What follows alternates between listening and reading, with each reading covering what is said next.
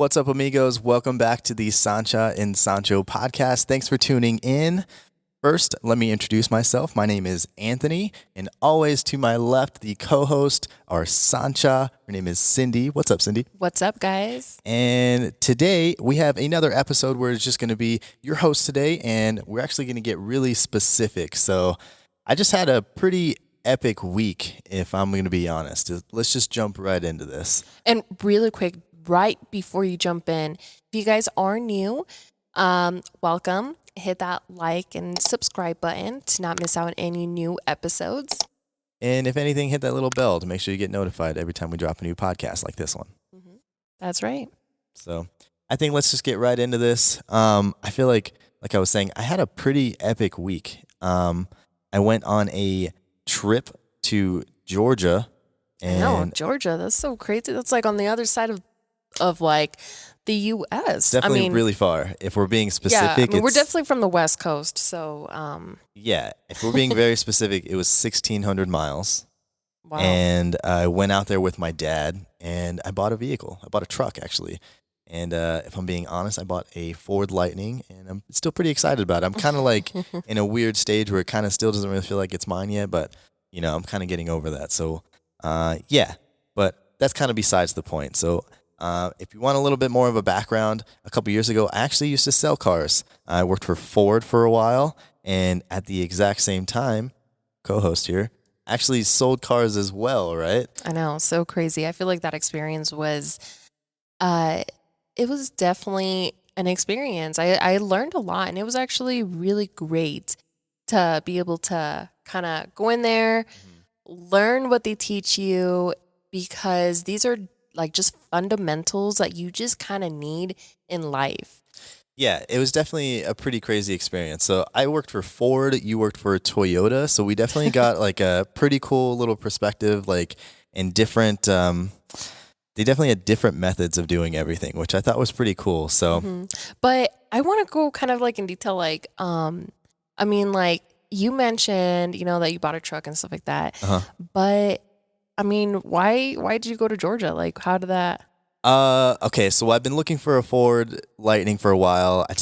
I knew that we needed like a kind of like a pickup. We don't really have anything like that, so I think it was kind of time for a truck. And I mean, I've always kind of thought that Lightnings were pretty cool, so I just started looking and started shopping around. And ironically enough, I found two different Lightnings that were kind of in my budget, and both of them were in Georgia. So there literally would never be a reason for me to go to Georgia.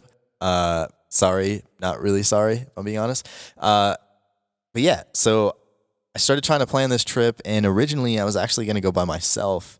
But you kind of definitely were like, well, why are you going to go by yourself? Like, go with somebody, like, invite your dad. And it was just kind of like, honestly, that sounds really cool. So I just threw the invitation out to my dad, and I think that's pretty cool too, though, because you mentioned that some other person that you met went through that experience when they were like younger. They went out, bought a truck, but they invited their dad, and he was just expressing how that's just something that will become a memory that you'll always remember. Yeah, so he definitely sold me on the idea, and this was actually after you had told me about it. And I was kind of, at first, honestly, I kind of wanted to fight because I kind of wanted to go by myself just because I figured it was going to be kind of like a shitty trip because it's a lot of driving. You know, because I was planning on flying there and trailering the truck back. So it's 1,600 miles. It's literally 24 hours on the GPS. That's what it tells you. So I thought it was going to be really shitty. And I just didn't really want to put everything or put anybody else in the position to suffer because I wanted something, you know. So it definitely just made me feel a little guilty. But then, yeah, I brought it up to a guy that I know that kind of works at a body shop. And I mentioned that to him, and he kind of had a similar experience where he went on a road trip with his dad and they picked up an older car, and he kind of just basically sold me on the idea that it's going to be so great that you're just going to remember it forever. Like, do it now, like what you can, like it's going to be amazing. So I was like, you know what, screw it. So I invited my dad. Like, it makes it seem like I didn't want to invite my dad. That seems really horrible, but obviously it was a really easy decision. So I invited my dad, and he kind of was like, you know what, absolutely, I'm going to go. Even if I don't get the time off, like I'm going to be there. So I was like, okay, cool. Like, let me plan this trip. So I started planning the trip like for 2 weeks, and then I took a whole week off of work because I didn't know like how long, or like I didn't know if I was going to run into issues, or like what was going to how long it was really going to take to come back. Like I was really kind of prepping for worst case scenario. So, but honestly, everything was really smooth. So, flew out there to Georgia. It was the hottest place I've ever been to in my life. And I mean, we've been to like Costa Rica and Belize, and it was pretty hot and humid there, but Georgia was on its own level of, I don't even know how to explain it. It was really bad. Definitely didn't make me want to go back. So, but it was really green there, so it was pretty cool. So we flew in, landed, picked up the rental truck, went and picked up the car trailer, and then went and looked at the truck. It was great. The whole shebang, like it was perfect. The whole process was super, super easy. And it was kind of making me realize like it's kind of weird because the way that I bought it through a private seller. So it's definitely a little different than what you would do to go through like a dealership.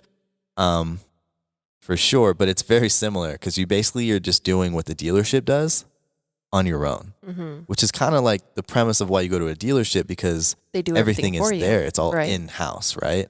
So I thought that was going to kind of be the perfect kind of segue and opportunity for us to talk about how people can get into a car. Most of the time people are buying it through a dealership, for the I feel like most of the time, right? And it's always a process. Nobody likes that. Nobody wants to sit in the dealership for 6 hours. Just dealing with a salesman that they don't like, because everybody knows the game and like all the bullshit, and nobody it's stressful. Like I know everybody hates it. I don't like it. That's why I don't sell cars anymore, because it stresses me out. I think people just, expect to kind of go in the store, go into the dealership, be like, I like that car, I want it, and it's a 1, 2, 3 type of step, and you get keys right away. $10,000 off, or I'm walking out. Like some people get all crazy with it. So let's just honestly, I feel like we should just cover the bases and just like throw a big old blanket over. I feel like our premise or ideas of what it takes to have the simplest process to getting into a vehicle. A lot of people just might have like wrong conceptions or like misconceptions of like the process of buying a car. And that's just something that we just want to talk about today on this podcast, or this week, about how to kind of buy a car, but also just kind of explaining like how the process is. I think it's because like we have a little bit of that background experience. We actually used to work at a dealership, and we definitely learned a lot, I feel like. And I think it's just like things that kind of it's just important things. It's like important like fundamentals that kind of you would just need in life, I feel like, and just in general. Yeah. So the first thing that I can think of, whether you're shopping for a car through a dealership, a car or truck, or any vehicle through a dealership, or even if it's a private seller, the first thing and it sounds really dumb, but honestly, you need to know what exactly you want. If you don't know what exactly you want, don't even go to the dealership. And what I mean by this is like specifics. Get a piece of paper and go write it down. In Colorado, you probably want all-wheel drive, or you probably want, four-wheel drive, or something that's going to be reliable in the snow. So maybe that's something that you're looking for. Just make a list. And I think overall, I just want to throw this out there as well too, is like I know normally buying a car can be like a liability, and it doesn't necessarily, make you money or anything like that, because there's this thing that it's called, as soon as you drive it off of the lot, it depreciates. But I just kind of want to throw that out there that, sometimes these things are just basic fundamentals that you kind of need to survive in life, to kind of go back and forth from, whatever it is. Or maybe it's just like or no, you don't feel that? Well, yeah, everybody needs a car, right? Right. So that's what I'm just trying to say. Yeah, these are all things that everybody should know, right? So like I said, the first thing that I think that everybody should have down is know exactly what what you're looking for. Do you want cloth seats, leather seats? Do you need to have heated seats? Do you want a sunroof? Does it have to have 4 doors? Can you do 2 doors? Front wheel drive, rear wheel drive, all wheel drive? What do you want? Do you want a specific color? And then after you get all those down? Yeah, I think those will definitely narrow down and help you in the process of actually shopping for a car. It's going to eliminate, all the time that you actually spend at the dealership or, Exactly. wherever you are trying to buy this car. So literally, you have all that down on the paper. And then you need to figure out how much of a monthly payment you want. A lot of times you're going to go to the dealership and be like, what's your budget? And you're going to be like, 30 grand. Do you really know how much 30 grand costs? So just literally like, what kind of monthly payment can you afford, basically? And then you still don't go to the dealership. Like still isn't time to go to the dealership, right? So you figure out exactly what you want. You figure out exactly what you can afford as a monthly payment that you are looking for. And then you're going to go to your bank. I think that one of the most important things that people overlook is go and get pre-approved from a bank, your bank. You could even download Credit Karma. And Credit Karma, you can have it on your phone for free, and it'll even show you kind of what that'll pre-qualify you as like an estimate. And there's so many resources out there, but still don't go to the dealership. Don't even look. Don't go to that fucking place. Don't step on the door. Go to the bank first. Get a letter that basically says what you pre-qualify for. So you have a list of what you want. You have your car payment that's theoretical, but then go to the bank and they're going to be like, you know what? Well, looking at your finances and literally how much you make and your bills and all this and that, this is what we think you can afford. And then boom. So say 10,000, right? Say they gave you a $10,000 limit for a car. Boom. Now you're basically ready. So still don't go to the dealership. But also with all of those fundamentals, in order to qualify, I mean, you do have to have, your credit kind of aligned. I think it's like maybe like 640 or so that they normally look at, I think, to be able to like approve or get approved like on your own. Otherwise, like you will need to have like a cosigner and stuff like that. But I know that normally from my experience is like having a down payment can usually definitely help you out, especially if you're like kind of like a first time car owner, car buyer. Yep. But I mean, obviously over time, like if you have like great credit and stuff like that, I mean, there's plenty of options where you don't need. It's definitely different money. If you're a first time car buyer. Yeah. You get a higher interest rate, all that stuff. So you definitely want to have a down payment. And you don't always have to have like credit history. That could be the first thing you're starting for credit, but you definitely want to have some history. That definitely helps for sure. So you want to have your credit in line. You want to have a down payment. I mean, you don't always have to have a down payment, but that's rare, honestly. Have some money for a down payment, at least $1,000. And then this is where the game starts kind of rolling and you start participating, right? Because like, for an example, if you go into a dealership or maybe just really anywhere, right? You don't necessarily want to let the seller know how much money you actually have to put down or, because you always want to walk out walking away with like a better deal, low interest payment, things like that, right? To just like have a good deal. Right. So let's get into that a little bit more specific. So literally you have the list of what you want. You have your payment that you're looking for. You have your letter from the bank that gives you your pre-approval of what you can afford. And you're still not going to the dealership yet, literally. So now you have all this paperwork. You have your budget and your numbers. First thing you should do, even if you don't have a computer, you can use your phone, but hop online and literally start looking for everything that meets those criteria in your area. That's the first thing that you should do. Why I'm saying that, and I know it seems like an extra step, but at the dealership that I worked at, I'm not going to drop any names, but the dealership that I worked at, we put cars online cheaper than the cars that were priced on the lot. Like it would be a couple $1,000s difference. Like if again, kind of going based off of like just our basic knowledge when we used to work at a dealership is that they normally try to do that to, get that traffic in, to get them in the store. And I think they usually do try to get that like online discount, but normally that is something to kind of look at if you're actually there at the dealership or there at the, wherever the vehicle might be, is maybe like looking at online to know what the price is actually listed at. and to go based off of that price in person. Yeah, I feel like that's probably one of the easiest ways for you to get a discount is literally just look online. 'Cause I feel like there's going to be a lot of cases where they're being a little bit more aggressive online just to try to get people to walk in the door. So that is I feel like, first biggest tip on saving some money on buying a car through a dealership is look online first. And from there, you can actually narrow down everything that you're looking for. So honestly, going to the dealership is a pain in the ass.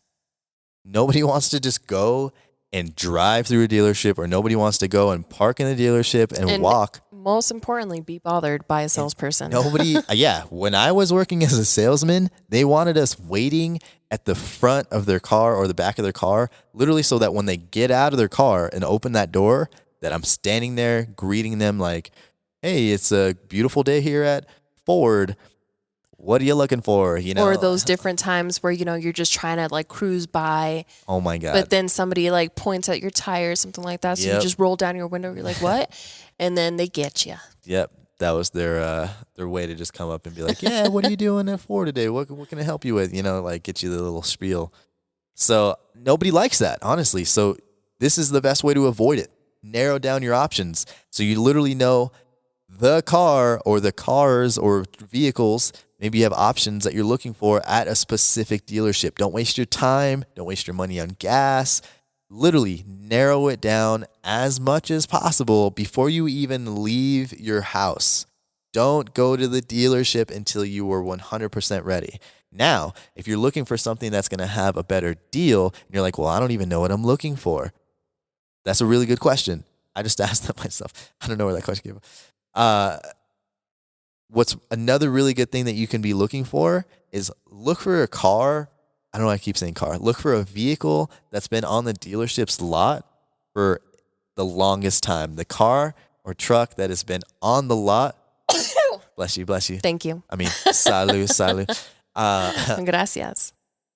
The car or the vehicle that's been on the dealership's lot for the longest time is the vehicle that they are going to be the most aggressive on when it comes to getting it off the lot, because they need to get it off the lot. It's not good for cars or trucks or SUVs, not good for vehicles to be on the lot for a long time. That's how they lose money. So if you have a vehicle that has been on there for a long time, that is going to be another bang for your buck right there. So now. Yeah, so like I feel like just after kind of narrowing down every single step, kind of like up to that point, right? Now usually it kind of comes down to like now you're ready. Negotiating. Honestly, the next step is getting the right price that you actually want, and getting the price and walking away with that, right? But most of the times, a lot of people go in there and they're wanting this type of payment, or they're wanting, a certain amount of just total price that they want on the vehicle that they want to walk away with, but then they end up walking away with a lot more than what they actually expected, right? So exactly. I think like part of that has to definitely do with, knowing how to negotiate. I think that's going to be just a really huge and beneficial, just fundamental. I feel like I keep saying fundamental, but thing that you can, but like thing that you can actually do to, and this kind of goes across like the board, really, just necessarily, it's just having that negotiating skills. So what are those skills that you're talking about?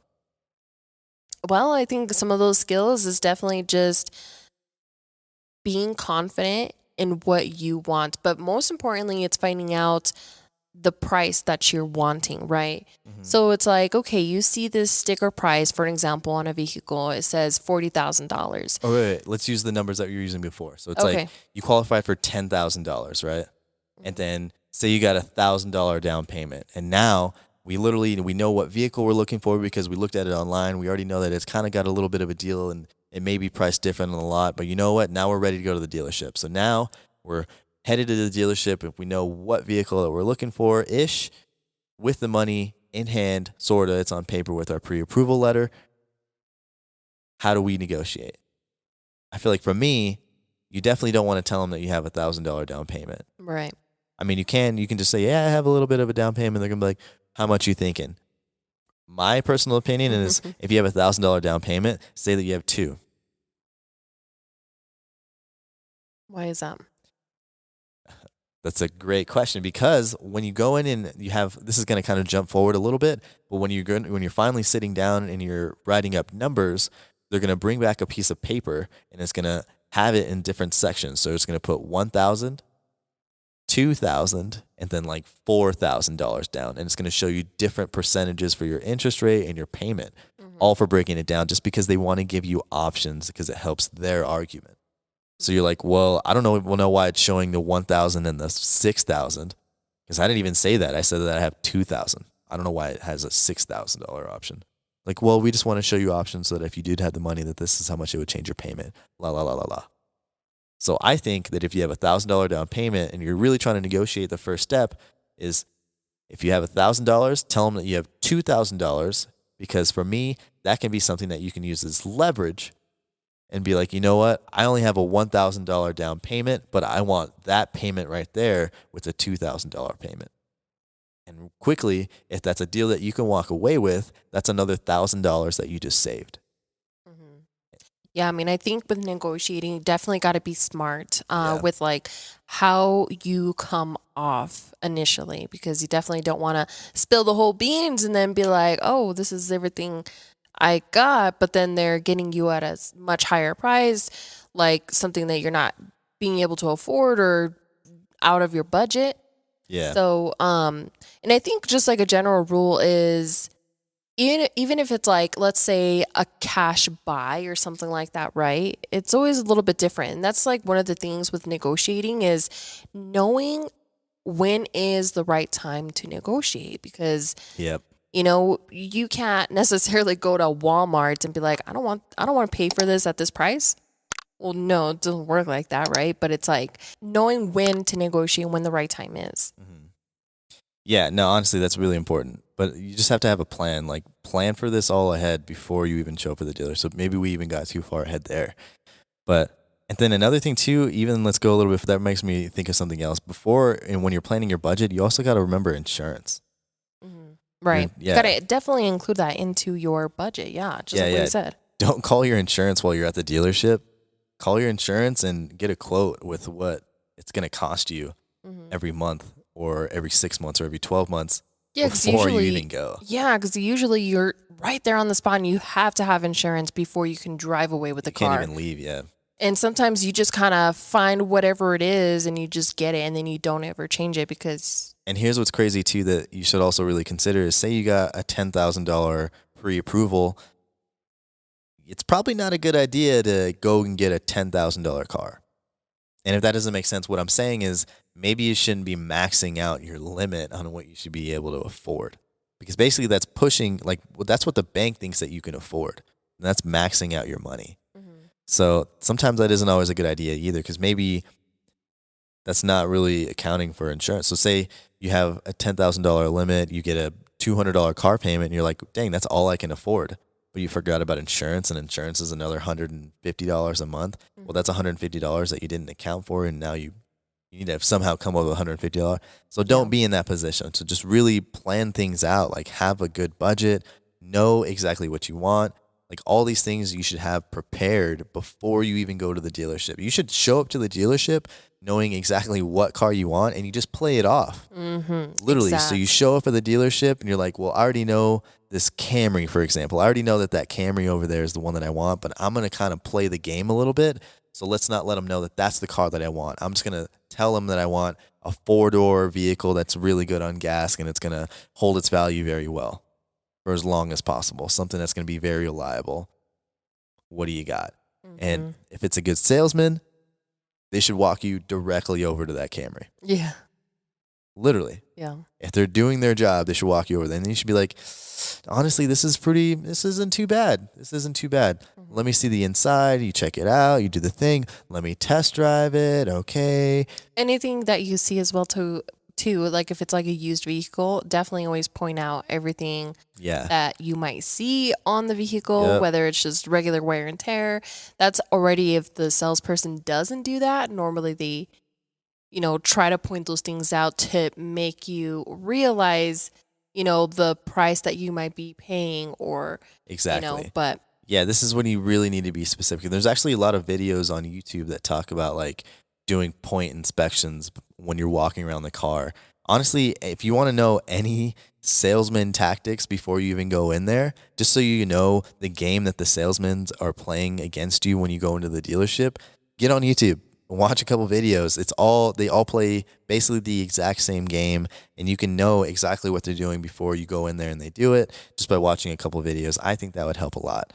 So, yeah, I think that definitely would be pretty helpful. And but yeah, I mean, I think overall it's just having control of the entire situation, knowing what you are looking for, yep, knowing how much you have money to put down, knowing what payment you want to do and want to pay, to kind of be able to walk out with the price that you are wanting. Right? exactly. So now you found the vehicle and you're going to go back inside. They're going to take you inside. And now it's the crazy part. This is the scary part for everybody. It's numbers time. So you go and you sit down at a desk, AKA negotiating. Yep. So you go and you sit down at a desk, and this is where you're just sitting in there for hours, right? So let's make this really short. So literally, if it's a good salesman, they should be asking you, what number or what deal can I make for you that's going to make you walk away with this car today? Basically, they just want to know what you want.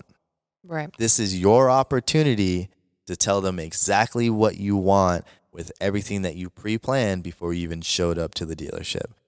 So they pull out the numbers. They're going to go back and be like, okay, this Camry or whatever is $8,000. Good luck finding a Camry for $8,000. It's $8,000. And it's a Toyota, so they hold their value, by the way. This payment for this $8,000 car is $150 with a $2,000 down payment, but we're also going to show you options for a $4,000 down payment. So then they're going to ask you, what do we need to do to make you happy? Are you cool with this $150 payment? What do you think? And they're basically just going to stop and they're going to wait for you to reply. And this is your moment. But on your paper, you look back at it and you're like, well, I wanted a $115 payment and I only have $1,000 down. Mm-hmm. So how is this going to work? Right. So this is your moment. Honestly, I like the vehicle.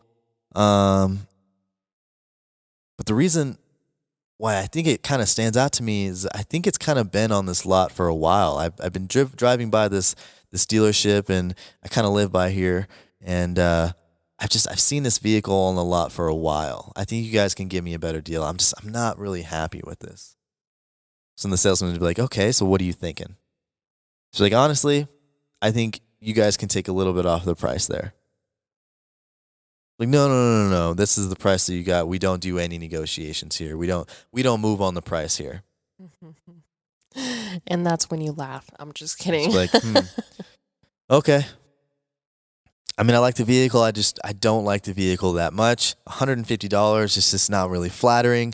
If you're really looking to, surprise me, I'm only going to walk out of here if you get me at $110 payment.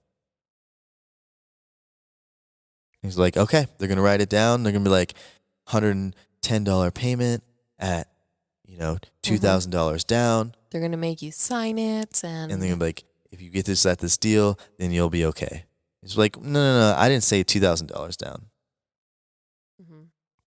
I said $110 payment with $1,000 down. I don't like that price. That isn't going to work. So if you want me to walk away with this deal, this is what you have to do to surprise me. This is what you have to do to flatter me. Make me want to buy this car. It's like, okay, so he writes up the deal, $1,000 down, $110 payment, and whatever term. And he has you sign it, and that's like your agreement. So then he goes back to the tower with the paper, and he leaves you there, and they're trying to make you wait there. They like it. They want you to wait because that's what makes it dramatic, and that's what gives you all your emotional attachments to the vehicle that you don't even have yet. All of this is a part of the plan. They want you to sit there and wait for a while. So they're in the tower bullshitting with the managers. And then finally they come back with numbers that the managers gave you. And this is what they got. All right, I think we got some great news. And I think this is going to be really great. I think you guys are going to be very happy. This is what we got for you guys. Looks like we got everything down to $115 payment, but we're going to get you at $1,500 down payment at this term. Is this a deal that you guys would be happy with? Mm-hmm. Like, oh, wow, that's pretty cool that you guys got me down to the $115 payment. It's not $110 like what I was asking for, but I guess it's pretty close. But yeah, I can only give you $1,000 right now. Mm-hmm. I don't have $1,500. And that's the key. It's just like sticking to what you want, because the second that you get the bait, they got you. Like just to give you a little bit of a reference, every $1,000 that you move up and down on the price of the car is going to save you about $15-$20 a month. So it's really not, it doesn't move a whole lot, but $15-$20 can really be a big difference in a year, in a 6-year loan, in a 4-year loan. It can make a really big difference. So these are things that you should be thinking about too. Every $1,000 is about $15-$20 in the price. So now you're like, I only have $1,000. You can keep me at the $115 payment, but $1,000 down, man, and I'll walk away with this car. And the salesman's gonna be like, we can't do that. That's not gonna work. You know what, man? And I just don't think it's gonna work for me. You know what? Maybe we should get out of here. You ready, babe? Yeah, I'm ready, babe. Okay, yeah, let's get out of here. Go. You know what? Hold on. So you're telling me, this is the salesman, that if I get you guys at $115 payment, at $1,000 down, at this term, you guys will walk away with this vehicle. You know what? Sure. So then you're going to sign that paper again. Sign that paper. He gets up, he goes back to the tower and makes you wait. And then the manager comes out. With the salesman. And he comes up, hello, my name is blah, blah, blah, blah, blah, blah, blah. I'm the manager, or I'm a GM here, or I'm a sales manager, or I'm the used car sales manager, or I'm the online sales manager, or I'm the finance manager, or I'm the team lead here at so-and-so dealership. How are you doing today? Oh, I'm doing pretty great. Oh, so you like the vehicle? I love the vehicle. I just don't know if we're meeting at the right spot on the numbers. And the manager's going to come down. He's going to try to negotiate with you. He's like, you know what? I don't think we can do $1,000 down payment. We can probably get you at $1,250. It's like, really? So you just dropped $250, but you couldn't do that before? Honestly, that's $250. That's basically the car payment and the insurance payment that you guys can save me right there. So no, if you guys get me at $1,000 down at the $115 payment, which wasn't what I wanted, I asked for the $110, but I'm giving you guys that leeway there. At this term, I'll walk away. And then that's literally your moment. They either give you the deal or they don't give you the deal. And if you don't get the deal, that's okay. Because there's thousands of other Camrys across the United States. That's going to be okay. It's going to be okay. And normally at that point, there has been so much back and forth that they're not going to just let you leave. Yeah. They've already invested a lot of time in you. It's like you're their best lead. You're their best lead on a vehicle that's been sitting on the lot. Mm-hmm. So it's like, even if it's at that point where you just literally have to get up and leave. Yep. They're probably going to stop you. Yep. Like, and that's where it becomes like a little bit tense, because it's like, like sometimes you get so attached to the car within those like just couple of minutes from going back and forth and, for you. Test driving it. And now you're like, no, now I want it. Now I want the car. Like, what the heck, right? But then it's like, that's where you just have to definitely separate your emotions from the actual vehicle. And you should be able to walk away if the price is not what you want it to be at. Ooh, I just thought of another tip. Here's another good one. I don't know how we missed this. Something that also really helps too, that dealerships are a little bit more aggressive, is one, on the weekends, on Saturdays. They are very aggressive, but even more so at the end of the month. If you can be at the closest possible to the end of the month and on a Saturday, oh my God. And they're slanging you know what vehicles. Other day is the best day? What? Towards the end of the year. Oh, around Christmas? Yep. Yeah. Holidays, end of the month, Saturdays. And look for the vehicle online before you go to the dealership. Mm-hmm. Literally, if you do all those things right there, you're going to save a couple $1,000s. I guarantee it. Yeah. Promise you. Cover your bases. Mm-hmm. And Know what you want. if you're doing it through a private seller, it's basically exactly the same. The only difference is the finance part. One of the cool things about going to the dealership, and you technically don't need to get pre-approved, but it helps a lot because dealerships are basically, they have a number of banks that they use already. Right. They want to sell you the car. Yeah, they're going to find a way to sell you the car. So they're going to find a bank that's like, you know what? This is the highest interest rate we've ever seen. It's 19%, but we got you the loan. Right. Like they want to sell you the car. Yeah, 100%. So if you're worried about getting financed or maybe you couldn't get pre-approved or you're just having too much trouble, like that's fine. Go to the dealership. They'll tell you how much you get qualified for. If it's a good dealership and they don't want to waste too much time on you, the first thing they're going to do is they're going to ask you for a credit check. Mm-hmm. So be Yeah. prepared for that. Yeah. But if you were prepared, you already knew what your credit was because you have Credit Karma or something like that on your phone, some kind of banking app. You had your down payment. You knew what you qualified for. So you didn't go in blind. You already knew all these things. So in a nutshell, I feel like the biggest things are 1, know exactly what you're looking for. 2, get pre-approved. Know your budget. Like really, really, really know your budget. By that, you also need to be looking for insurance to make sure that you're not forgetting about that. Look for the car online or vehicle before you go in. Did I skip anything there? Can't think of anything else. Before you even go to the dealership, make sure you're looking at your options, comparing prices. It's very easy. There's a lot of apps that do that online or on your phone. And then when you go in, make sure you're negotiating very well. Plan your negotiations. Go on a weekend, on a Saturday, or closest to the end of the month as possible. Or the end of the year. Close to a holiday, or the end of the year. All of these are big, big, big things. Those can save you a lot of money. Oh, yeah. Another good thing is you can look for manager demos. They're always trying to sell those. And in the back of the lot, somewhere, usually where the cars don't have stickers on them or plates, those are cars that they just got in. Those are trade-ins. Mm-hmm. So sometimes you can catch a vehicle that they haven't even really checked out. Right. So you can get a good deal on it back there because you can catch it before they do all the maintenance and stuff. So that saves you a couple grand there. Like you have options. And I feel like there's a lot of things that we're missing. But honestly, I feel like it's a really good blanket. And if you guys have any questions, like you can shoot me a DM. Like if there's anything that you can think of, like I'll try to help you out. Yeah, you can definitely shoot us a DM. Yeah. I don't mind that at all. So. But yeah, I mean, I think overall that's just kind of like the general concept of the process of buying a car, buying a vehicle, and a couple different options that how you can go kind of about it, right? So, yeah. So I think that's really it, right? Yeah. And if you're going private seller, the difference is financing. So, the power of Google is amazing. Just hop online and you can find yourself some banks. It's literally that easy. Like Lending Tree, Credit Karma helps you out.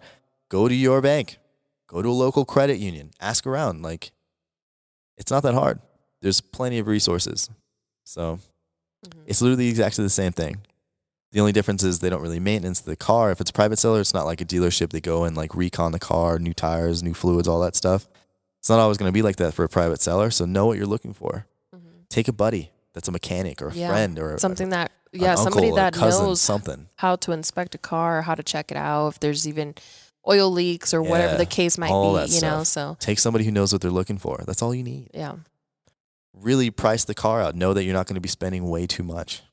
Sometimes going private seller, you can get it cheaper than a dealership because you're not getting all the extra costs. And definitely pay attention to the miles that are being offered because it's huge. Sometimes they might be giving you the best deal, but then there's one problem, and it's the miles. The miles might be, in the 200s, high 100s, and normally it's like you gotta kind of plan everything out. It's like how long is the car or the vehicle going to be able to last for? What are your expectations of this vehicle over the next 4 or 5 years? Because I mean, that's going to be your transportation for the next couple of years. So plan it out, man. Have a plan. We say that every podcast. So if you haven't heard it enough, you're going to hear it here again on the Sancha and Sancho podcast. Have a plan. And I hope you come to us. If you're looking for a little bit of a plan, hopefully we can help you out. That's how we would plan on getting into a vehicle. It's really not that hard. Just have a process, have a plan, do all these steps. I know it's going to help you out a ton. Let's get out of here. Mic drop. No, yeah, I think that's a great way to end it. And hopefully this is beneficial to you guys out there. And know that that's why we're here. That's why we created this platform, is just to figure out that one and only thing, which is life. Yeah. And everything that kind of comes with it. So, and if anybody ever has an opportunity to be a car salesman, or if you are a car salesman, I mean, it's a pretty cool job. I think everybody should experience it. It's something that I think is really cool to know, because like you said, everybody has to buy a car. So it's a process that I think that if everybody was good at it, it wouldn't be such like a weird, it has like weird vibes around buying cars. So I don't know. It's really not fun. Nobody loves it. I think it's just because like people have like bad expectations of the salespeople, but not all the time it's going to be like that. Yeah, there's going to be a lot of people out there that they generally do want to help you. I know for me, when I used to be a salesperson, selling cars, like I definitely, was trying to help families, couples, people out. You guys weren't like so commission based, like the dealerships that I worked at. And I think that's part of another drive as well too, is, kind of depending how employees are paid. Like normally, if they're paid like at a different scale where it's not just commission based, they're gonna most likely be able to help you out the best way possible, because they're not like, there was definitely a couple things. Commission. Yeah. It was dope. I think the way that your guys' dealership handled things was very cool. It made it so it wasn't so aggressive of an environment for the salesman, which is kind of cool. But I think also having an aggressive environment can help you with the sales kind of mentality. It can kind of like harden you up a little bit. But it was very cool that we had both perspectives. So like we said, I feel like we do have a lot of knowledge about this. It kind of, maybe we skipped over a lot of things. But that was a very good blanket, I feel like, just to kind of cover everybody's bases. I keep saying that. But yeah. If you have any questions, let us know. And once again, thank you guys for tuning in on this week's episode. And like always, we will definitely be back with more. And thank you guys for tuning in. I hope you guys enjoyed this and find it beneficial. Before we get out of here, just make sure you hit that like or that subscribe button, or make sure you hit that little bell over there to get notified every time that we drop a new podcast like this one. Like always, we are trying to come with podcast every week. So I hope everybody is having a great week. It's been very hot here in Northern Colorado, so stay cool, everybody. Don't work too hard. Enjoy life. Have a plan, and we will see or listen, or I don't know. I guess we never really see you guys.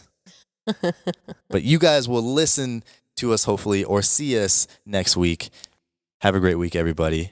Yeah. Thanks, amigos. Bye, amigos. Bye.